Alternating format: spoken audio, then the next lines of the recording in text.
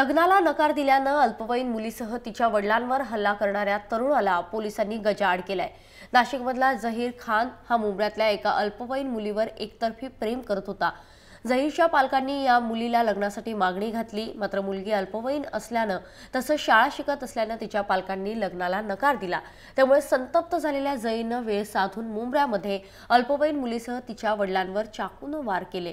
यामध्ये मुलगी जखमी झालेली आहे, तर तिच्या वडिलांची प्रकृतीही गंभीर आहे। दरम्यान अटक केलेला झहीर न्यायालयामध्ये जात असताना त्यानं पोलिसांवर देखील हल्ला केला।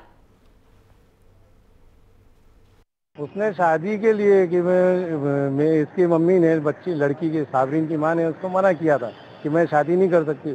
उसका खुन्नस में उसने इन लोग के आपस में पहले से प्लानिंग चल रही थी पूरी फैमिली की कि राजी राजी जबरदस्ती हम शादी कर लें, लेकिन वो हुआ नहीं मकसद। इसके लिए उसने उसके ऊपर हमला किया। हमारी भाभी को वहाँ धमकी दिया था नासिक के अंदर कि अगर तुम लोग शादी हमारे अपनी लड़की के साथ नहीं करेंगे तो हम लोग तुमको सबको मार डालेंगे।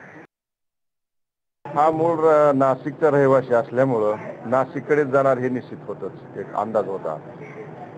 तर त्याप्रमाणे आम्ही फिल्डिंग लावली आणि त्याप्रमाणे तो तिथे इंदिरानगर नाशिकमध्ये सापडला आणि त्याला अटक केलेली आहे।